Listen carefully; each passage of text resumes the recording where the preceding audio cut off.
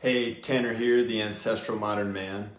Today's conversation is focused on nutrition. Obviously, what you eat is foundational. It's the most influential factor in how you feel, energy, focus, mood, clarity, how resilient you are, immune function, how you perform, both from the perspective of how capable and fit you are, as well as how your body actually feels when you move, whether it's easy and fluid or stiff, achy, and difficult. Nutrition is the single biggest determinant in how your body looks, meaning all the aesthetics. How lean or fat you are, muscular development, where you store fat, skin quality, even hair and nails. It's a big topic. Everyone knows it's a big topic. And it's one of the first conversations clients want to have because you all know it's impactful. So let's get into it. I'm going to approach the topic from a little different perspective that personally, in over a decade of working closely with people, I don't think gets near the coverage and emphasis it should. It's an aspect of your nutritional regimen that's so crucial. The reason it's so important is because this aspect of nutrition goes a long way to determining your micronutrient levels, which affect every metabolic process, so I'm talking vitamins and minerals, and it will also determine how dialed in your macros and overall caloric intake is. Macros and how much energy you consume affects your metabolism because of the hormonal cascade it creates or doesn't create. This is a major topic. Your body needs the correct amounts of micronutrients to survive and thrive, so it can function on beast mode at work and at play and turn heads when you take off your shirt or stunt in that swimsuit. If you're deficient, you get sick, you're not resilient, your body's defenses are trash, energy levels are trash. Now we're surviving on stimulants and sugar. All aboard the blood sugar and insulin spike train. Don't forget about cortisol. Literally everything that's telling your body to store more body fat, followed by the blood sugar crash and energy crash. Hope you're buckled up because you're on the nightmare hormonal roller coaster, and ladies and gentlemen, it's tough to get off. Want your body to rest and recover and heal faster? Make sure your micronutrients are on point. Collagen, vitamin C. Here's a wild one. In order to actually absorb certain nutrients, you actually need other micronutrients. Calcium is a great example. In order to absorb calcium, you need enough vitamin D. In order for your pancreas to produce enough bile to fully digest the food you eat, you need vitamin A and D to be on point. I could keep hammering this, but you get it because you're smart. Now, because you're smart, you also know that how much you eat has an effect on you, and you may also be aware that the combination of different macronutrients is important: protein, fat, carbs.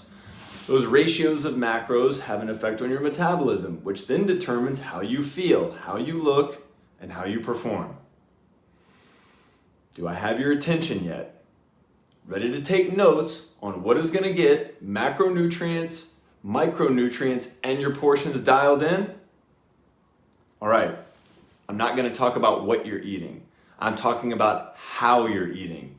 I'm talking about how you conduct the ritual of feeding yourself, and in regards to the importance, it's up there with what and the why of your diet. So let's get into the practical, the how, because you've got to put this into practice consistently or nothing we're talking about matters, because change doesn't happen from thinking about something. Got to put it into practice to get results. Once again, I'm talking about practice.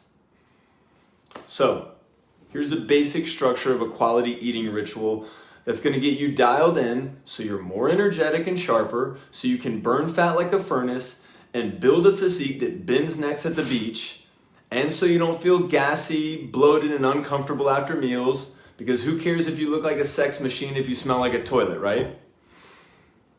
All right, I've got 5 simple rules, and then, if I have your attention still, I'm going to offer some perspective on mindset. Number 1, sit down somewhere that isn't your work desk.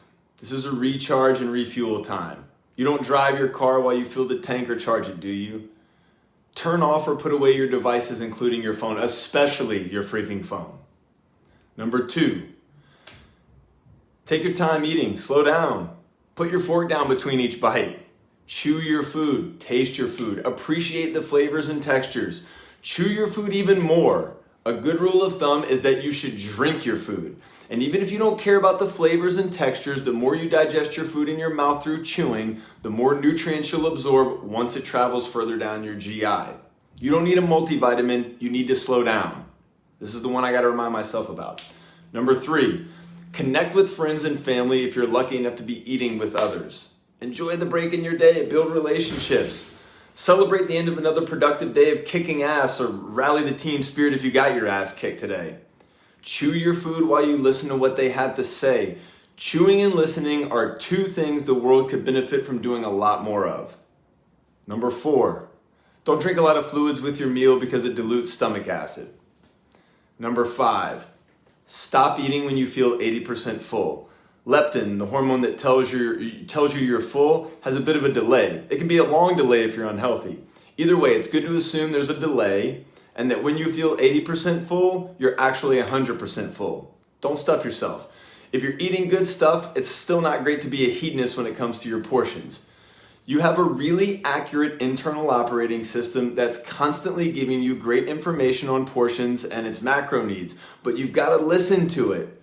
Our gut instincts are damn good. Trust them, especially once you have a healthy metabolism. But our instincts are only as good as our ears. If you don't listen metaphorically, it doesn't matter what the system is telling you. Imagine you're in charge of the chemical plant for a moment, okay? You're the one sitting at the control panel and you see a code red alert. The whole operation is about to blow up and go up in flames. Do you just say, fuck it, let's ride, let it ride? No! Ever notice how humans are the only animals that keep eating shit that makes them feel bad?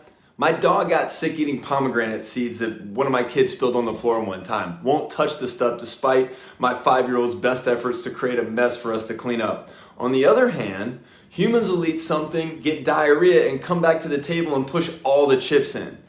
People go around right now bloated, gassy, with mustache sweat forming, dying to get where they can let out that fart they've been holding and just keep shoveling the cauliflower, broccoli, and cabbage on their plate. True story. I have a friend that has kidney stones. Look at what a kidney stone looks like under an electron microscope. It's not a stone at all. Looks like shards of broken glass glued together, and that's what's coming out of your pee hole. Incredibly painful, brutal. Tons of sympathy for anyone that's had to go through that. Anyway, what causes kidney stones? Accumulation of oxalate crystals. What foods have oxalates? Leafy greens and nuts. What's he eating? Salads and trail mix. Trail mix is delicious and all, but if I'm choosing between not having it and pissing razor blades, I know which one I'm choosing. The takeaways are simple here. Number 1, slow down. Number 2, chew more. Number 3, connect with the experience of eating. Number 4, don't drink a lot of fluids. And number 5, listen to what your body is telling you. Now, if you'll indulge me with just a little more of your time, there's one more thing I think you should consider adding to your ritual. It's more on the mindset and spiritual tip here, okay? On the energetic level. When the plate's in front of you and before you start to dig in, take a quiet moment to show internal gratitude. Gratitude for what? Well, for starters, for the work you've done to put the food in front of you. Take a moment to show gratitude for everything you've done. I work my ass off to feed myself and my family good food. Can't take that grind for granted, and that's what we're doing when we mindlessly shove food into our faces. What are we doing it all for if we're not going to enjoy the enjoyable aspects of the journey? Second thing to show gratitude for is all the animals you're about to consume that are giving you life, and for the countless people that did their jobs to bring whatever you're eating into being.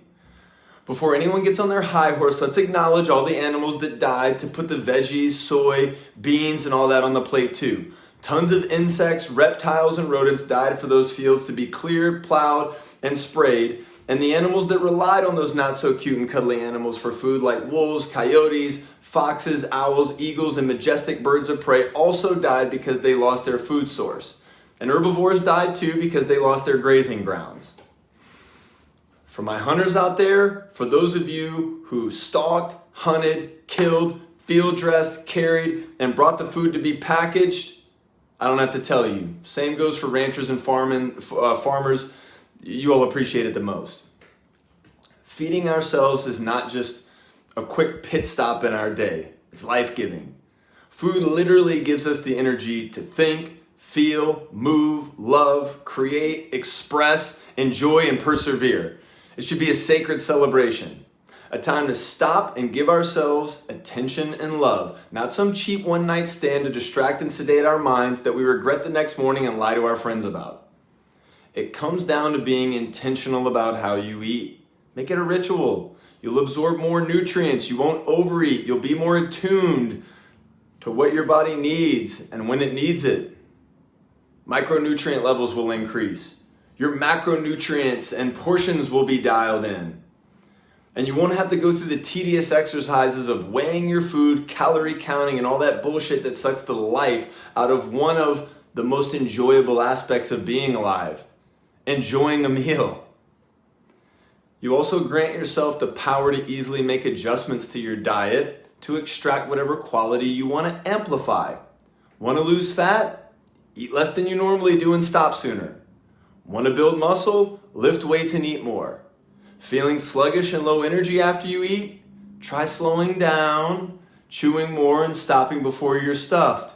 Look, we don't need to overcook this shit. It's simple. 1, slow down. 2, chew more. 3, connect with the experience. 4, don't drink too much fluid. And 5, listen to what your body is telling you.